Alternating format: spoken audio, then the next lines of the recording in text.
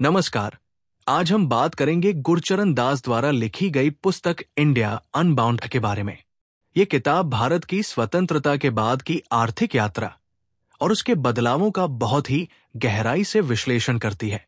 पुस्तक को 3 बड़े चरणों में बांटा गया है, जो भारत के आर्थिक इतिहास को समझने में बेहद मददगार है। पहला चरण, आशा का वसंत, 1942 से 1965। स्वतंत्रता के बाद भारत में सभी के मन में भविष्य के लिए आशाएं थी। जवाहरलाल नेहरू और उनके नेतृत्व में देश ने सोशलिस्ट कंट्रोल्ड इकोनॉमी अपनाई। इसके तहत सरकार ने उद्योग जगत पर काफी नियंत्रण रखा, जिसे हम लाइसेंस राज के नाम से जानते हैं। लेकिन इस नीति के कारण आर्थिक गतिविधियां धीमी रह गई।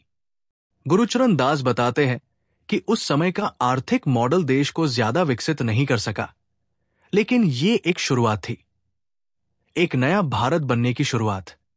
दूसरा चरण, खोई हुई पीढ़ी, 1966 से 1991। ये वो समय था जब देश आर्थिक रूप से सिमट गया, सरकारी नियंत्रण बढ़ गया और उद्यमियों के सामने नई दिक्कतें आई। भ्रष्टाचार और नौकरशाही ने उद्यमिता को दबा दिया। इस दौर में गरीबी उथल पुथल मची रही। लेखक बताते हैं कि वहां का लोकतंत्र जातिगत राजनीति में उलझा रहा, जिससे विकास की गति और भी धीमी हो गई। युवा वर्ग बेकार और निराश हो गया।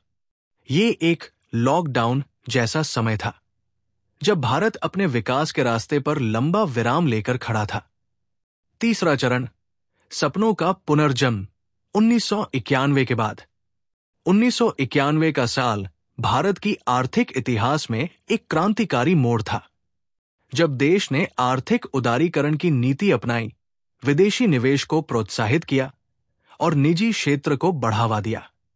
गुरचरण दास बताते हैं कि इस समय सूचना प्रौद्योगिकी का उदय हुआ, जिसने भारत के वैश्विक मंच पर कदम मजबूत किए। साथ ही कृषि क्षेत्र में भी सुधार आया, जिससे गरीबों की जीवन शैली में सुधार हुआ। लेखक के व्यक्तिगत अनुभव, गुरचरण दास खुद इस बदलाव का साक्षी रहे हैं। वे बताते हैं कि कैसे युवाओं के मेहनत और देश में बढ़ती उद्यमिता ने भारत को एक नई ताकत दी। लोकतंत्र और बाजार की स्वतंत्रता के मिश्रण ने देश की दिशा बदल दी।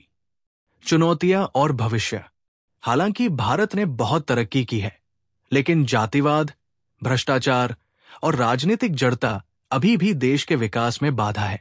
गुरचरण दास का मानना है कि इन समस्याओं से निपटने के लिए जागरूकता, पारदर्शिता और शिक्षा जरूरी है। साथ ही अगर गरीब वर्ग को सशक्त किया जाए, तो भारत विश्व की प्रमुख आर्थिक महाशक्ति बन सकता है। इंडिया अनबाउंड हमें ये सिखाती है कि किस तरह आर्थिक स्वतंत्रता, उद्यमिता और बदलाव की इच्छा से कोई भी देश अपने अतीत की कड़ी बंदिशों को तोड़ सकता है और एक सफल भविष्य की ओर बढ़ सकता है।